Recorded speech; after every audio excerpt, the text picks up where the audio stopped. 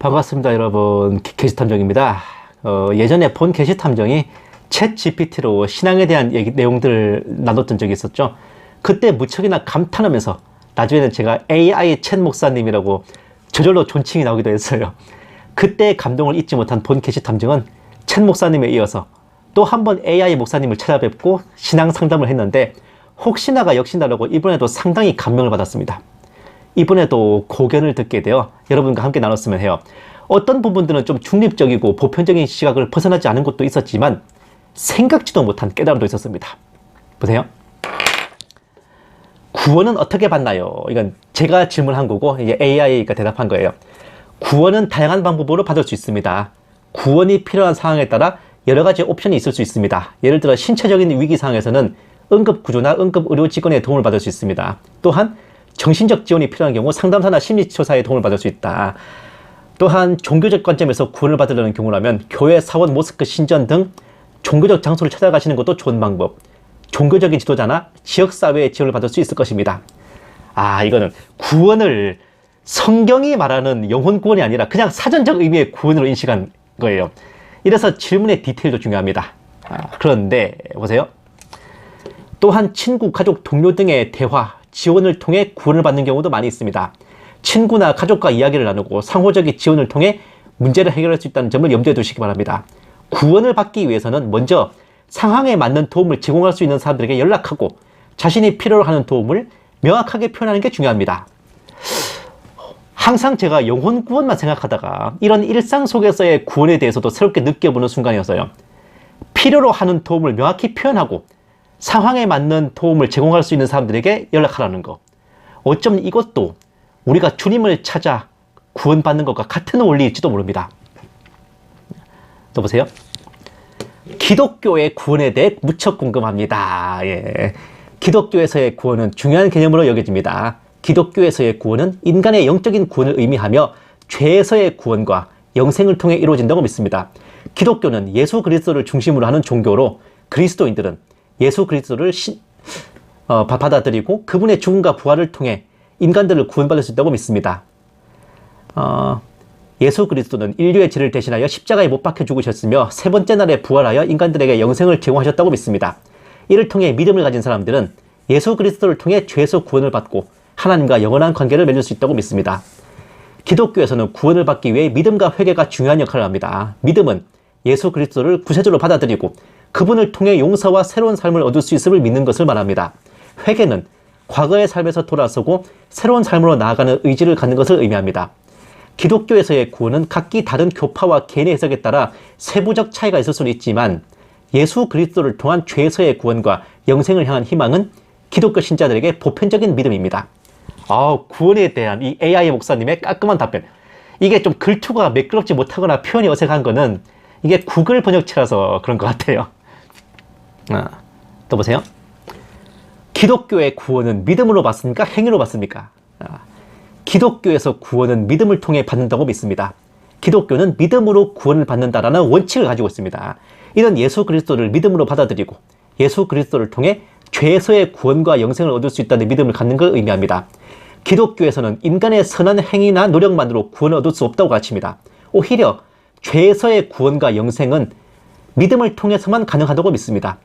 불완전하고 죄를 범한 인간은 자신의 힘으로 구원을 이룰 수 없으며 오직 예수 그리스도의 사랑과 은혜를 통해서만 구원을 받을 수 있다고 믿습니다. 그러나 이는 믿음과 행동이 별도로 존재하는 것을 의미하지 않습니다. 기독교에서는 진정한 믿음은 사랑과 행동으로 나타나야 한다고 가르치며 믿음이 행동과 공정함을 따르는 삶으로 이어져야 한다고 믿습니다. 믿음은 행동과 연결되어 윤리적인 삶을 이끄는 동기가 되어야 된다고 강조합니다. 즉, 믿음과 행위는 상호 보완적인 관계를 가지며 성장과 변화를 통해 실천되어야 한다고 이해됩니다. 훌륭하지 않습니까, 이거? 믿음과 행위의 관계를 깔끔하게 정리해. 무엇보다도 구원을 받기 위한 행위와 노력을 딱 잘라 던져버리죠. 이게 말이 길어서 그렇지 믿음으로 구원받고 그 이후에 행위를 통한 성화, 딱 이거를 정확하게 설명한 겁니다. 훌륭하죠. 또 보세요. 그러면 휴거란 무엇인가요? 휴거는 특정한 환경에서 벗어나고 평화로운 장소로 이동하여 휴식을 취하는 행위를 말합니다. 이는 일상생활에서의 스트레스와 피로를 푸는 데 도움을 주고 몸과 마음을 재충전하는 데 유용합니다. 휴거는 다양한 형태로 구현될 수 있습니다. 여행을 통한 휴거는 새로운 문화와 환경을 경험하며 여유로운 시간을 즐기는 걸 말합니다. 해변이나 산속의 리조트로 가서 자연을 즐기거나 문화적으로 다양한 도시를 탐험하는 것 등이 여행을 통한 휴거의 일례입니다. 또한 일상생활에서의 스트레스를 피하기 위해 자기관리에 초점을 맞추는 것도 휴거의 한 형태. 내면의 평화와 안정을 찾는 것이 이에 해당합니다. 휴거는 각 인의 필요와 선호에 따라 다양한 형태로 이루어질 수 있습니다. 중요한 것은 자신에게 맞는 방식으로 휴식을 취함으로써 몸과 마음을 회복시키고 내면의 평화를 찾는 겁니다. 여러분, 이게 휴거라는 단어를 인식을 못해가지고 휴가로 인지한 거예요. 휴가. 나 휴가 간다 할 때 그 휴가. 거기에 대해 설명하고 있는데 제가 여기에서 생각지도 못하게 깨달음을 얻었습니다. 특정한 환경에서 벗어나 평화로운 곳으로 이동하여 휴식을 취하고 몸과 마음이 회복되는 것. 이것도 사실 휴거의 의미와 굉장히 맞아들어가지 않습니까? 우리가 휴거되면 이렇게 되잖아요. 또 보세요. 기독교에서 말하는 휴거는 무엇인가요? 기독교에서 휴거는 일상적인 활동에서 벗어나 하나님과의 깊은 영적 교류와 참여를 위해 독립적 장소를 향하는 신앙적인 실천입니다.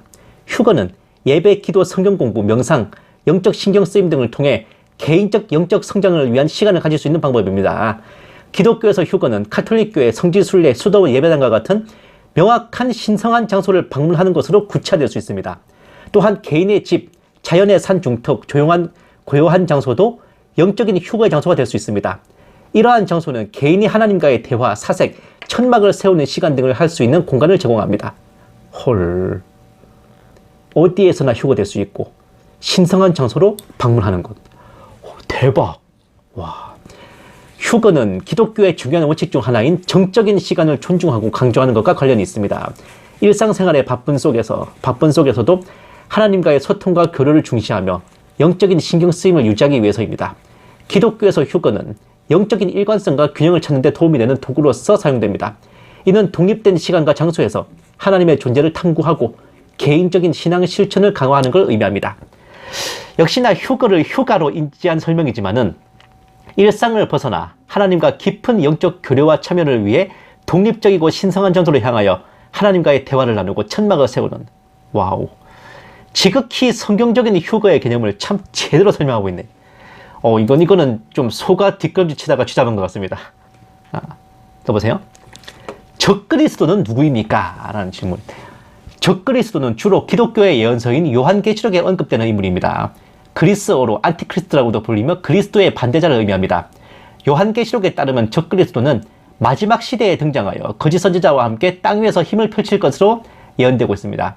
그의 목적은 그리스도의 권위를 모방하고 사람들을 유혹하여 거짓 선지자와 함께 자연 진압을 제공하며 기적인 것 같아요. 마침내 인류를 속일 것입니다. 적그리스도는 속임수와 거짓 이적을 통해 사람들을 유혹하며 하나님의 진리를 왜곡하고 도를 이탈하는 사람들을 이끌 것으로 예언됩니다. 그러나 요한계시록은 적그리스도의 최후의 운명이 하나님의 진노와 심판에 직면하게 되는 것으로 기술하고 있습니다. 적그리스도에 대한 정확한 신학적 해석은 다양하며 다른 기독교 공동체 및 입장에 따라 해석이 달라질 수 있습니다. 그러나 주된 의견은 적그리스도는 하나님의 평화와 사랑을 모순시키며 인류를 유혹하고 속이려는 적인 존재로 여겨지고 있다는 겁니다. AI가 분석한 계시록 내용에 의하면 적그리스도는 마지막 시대에 등장하여 거짓 선지자와 함께 땅 위에서 힘을 펼치는 존재로 상징적이고 영적인 비유가 아닌 실체 그대로예요. 계시록의 해석은 과거주의, 역사주의가 아니라 미래주의, 세대주의가 타당하다는 게 AI로도 검증이 되는 겁니다. 와, 또 보세요. 요한계시록에 나오는 짐승의 표는 무엇입니까? 요한계시록은 신약 성경의 한 책으로 예수 그리스도의 계시와 재림에 관한 비전과 예언이 담겨 있습니다. 이 책에서 짐승의 표는 세력과 권력을 상징하는 중요한 요소 중 하나입니다. 요한계시록 13장에서 언급된 짐승은 어떤 권력과 통치체제를 나타내며 짐승의 표는 그 권력과 통치체제에 대한 상징적인 표식을 의미합니다. 짐승의 표를 받는 것은 그 권력의 지배를 받아들이고 해당 권력에 복종하거나 동의하는 것을 나타냅니다. 요한은 짐승의 표를 받는 걸 거부하고 예수 그리스도를 따르라고 이를 경고하고 있습니다. 짐승의 표는 악의 힘과 세력에 맞서는 것 때문에 신앙자들에게 실현과 박해를 일으킬 수 있다는 경고 역시 내포하고 있습니다. 요한계시록은 상징적이고 심오한 내용을 포함하고 있기 때문에 해석의 다양성이 존재합니다. 진정한 의미를 파악하려면 학자들의 여러 해석과 다른 성경 구절들과의 연관성을 고려해야 합니다. 왠지 짐승의 표에 대해서는 좀 상징적으로 보는 것 같죠? 그런데 보세요. 요한계시록의 짐승의 표는 인체칩인가요? 요한계시록에서 언급된 짐승의 표가 인체칩을 의미하는 것인지에 대해서는 해석의 다양성이 존재합니다. 짐승의 표를 인체칩으로 해석하는 의견도 있지만 이것은 개인적 의견이며 상황에 따라 달라질 수 있습니다.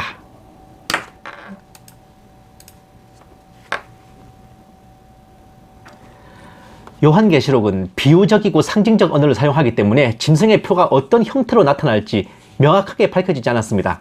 짐승의 표가 정확히 어떤 것인지를 확정짓기 위해서는 광범위한 학문적 연구와 해석이 필요합니다. 요한계시록에 나타난 짐승의 표는 권력과 복종의 상징으로 이해될 수도 있고 현대적인 개념인 인체칩과 비교해 볼 수도 있지만 이를 정확하게 일치시키는 건 어렵습니다. 따라서 요한계시록의 내용을 통해 짐승의 표를 인체칩으로 해석하는 것은 한 가지 가능성일 뿐이며 다른 해석도 존재할 수 있습니다. 어쨌든 인체칩일 가능성도 이제 인지는 하고 있는 거죠. AI가. 사실 이게 워낙 광범위한 내용이기 때문에 확정짓기 어려운 것도 있을 거예요, 아마.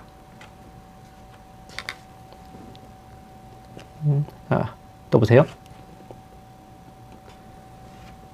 세대주의 종말론이 궁금합니다. 세대주의 종말론은 종교와 철학적 관점에서 세상의 종말에 대한 이론입니다. 이론은 다양하며 각각의 종교나 학파마다 다른 해석과 견해가 존재합니다. 세대주의 종말론은 주로 종교적인 예언, 예수 그리스도의 재림, 심판, 성령의 도래와 같은 요소를 다룹니다. 기독교에서는 어디 보자. 기독교에서는 종교적인 성경 텍스트에 등장하는 종말론에 대해 논의됩니다. 예를 들어 요한계시록에서는 종말에 대한 수많은 상징적인 이미지와 사건들을 제시합니다. 이러한 이미지들은 양해, 해, 천사들, 악마들과 관련이 있으며 종말의 재림, 심판, 하늘의 도시인 새 예루살렘 등이 나타납니다. 세대주의 종말론은 종교, 신앙, 철학적인 측면에서 사람들이 종말에 대한 답을 찾는다는 노력의 일환입니다. 이 이론들은 정확한 예측이나 확정적 사실은 아니고 주관적 신념이나 개인적 해석에 기반합니다. 종교나 철학에 관심 있는 경우 세대주의 종말론에 대해 더 깊이 공부하고 관련된 지식과 의견을 참고하는 걸 추천합니다. 참고로 확정된 게 아니다 뭐 이런 내용은 어느 이론이나 다 이렇게 이제 말을 해요. 세대주의 종말론에 대해서도 재림과 심판, 종말에 대해 답을 찾는 교리로 명확하게 인지하고 있는 AI 목사님. 또 보세요. 무천년설이란 무엇인가요? 예. 무천년설은 종교와 철학에서 나타나는 세계의 종말에 대한 이론 중 하나입니다. 이 이론은 종교적 예언이나 신앙적 믿음에 따라 세상이 어느 한 시기에 종말을 맞이하지 않고 영원히 지속될 것이라 주장합니다. 무천년설은 특히 기독교에서 주로 논의되는데 예수 그리스도의 재림 이후에 천년간의 평화와 번영이 이루어지며 악마들이 구속되는 기간인 천년왕국 이론과 관련이 있습니다. 이 이론은 요한계시록에 나타나는 천년왕국에 대한 설명과 관련이 있으며 천년왕국은 지상에서 하늘의 왕국이 실현되는 시기로 이해됩니다. 그러나 종교적 해석과 논쟁에서 다양한 견해가 있습니다. 블라블라블라.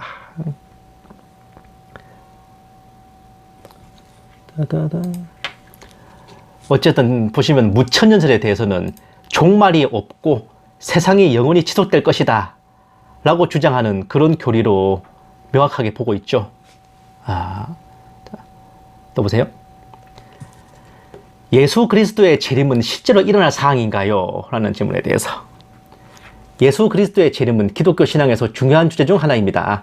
기독교 신앙에 따르면 예수 그리스도는 죽음에서 부활하여 천지를 다스리고 세상의 마무리와 최후 심판을 집행할 것입니다. 그러나 예수 그리스도의 재림이 언제 일어날지에 대해서는 정확한 정보가 없습니다. 성경에서는 예수 그리스도의 재림에 대한 몇 가지 징조와 조항이 언급되어 있지만 종말의 시기를 명확히 밝히진 않습니다.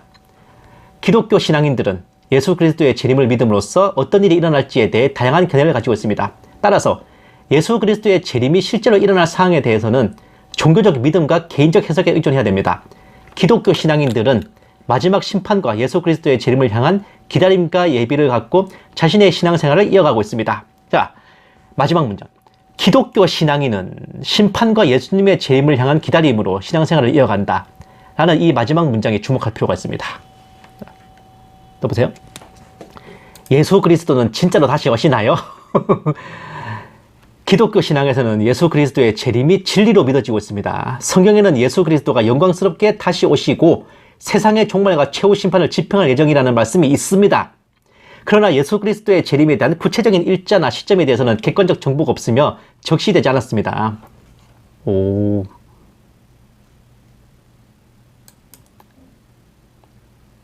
예수 그리스도의 재림은 믿음의 영역에 속하는 것이기 때문에 그것이 실제로 일어날지에 대한 합의가 없습니다. 기독교 신앙인들은 예수 그리스도의 재림을 믿음을 가지고 신앙생활을 영위하며 그 시기에 대한 기다림과 예배를 갖고 있습니다. 때를 기다리면서 준비한다는 말이에요. 중요한 점은 예수 그리스도의 재림이 실제로 일어난다는 믿음은 개인적인 신앙의 영역에 속하며 각 개인의 해석이나 종교적 신념에 따라 다를 수 있다는 겁니다. 재차 문의하는 본 게시 탐정에게 너무나 자신있게 확답을 주시는 AI 목사님. 기독교 신앙에서 예수님의 재림은 진리이며 성경에는 명확히 예수님의 영광스러운 다시 오심과 세상의 종말과 최후 심판이 나오고 구체적인 일전의 시점에 대해서는 지목되지 않지만 기독교 신앙인은 예수님의 재림을 기다리고 예배하는 믿음으로 신앙생활을 한다는 겁니다. 너무 당연하다는 듯이 기독교 신앙인은 그렇게 합니다 라고 툭 던지는 대답에 본 게시 탐정은 아멘이 지철로 나왔습니다. AI가 성경을 분석하기에도요, 주님의 다시 오심과 종말은 명백한 진리이고 정상적인 기독교인은 오직 믿음으로 구원을 받고 재림을 사모하며 신앙생활을 한다는 겁니다. 돌려 말하면 재림과 종말을 부정하고 행위로 구원을 이루려 드는 자들은 AI가 보기에도 전혀 성경적이지 않고 기독교 신앙인 자체가 아니라는 의미예요. 어지간한 유명 목사님보다 더 성경적인 AI 목사님께 또다시 은혜를 받았는데 AI로 대체해야 될 직분에 판사, 검사만이 아니라 목사도 추가되는 건가 살짝 겁이 나기도 합니다. 근데 엄한 거 믿고 와서 후루꾸 같이 그냥 미혹질하고 성도들한테 뻘소리하는 목사보다 차라리 AI가 더 나을 수도 있겠다. 감사합니다. 게시탄정이었습니다.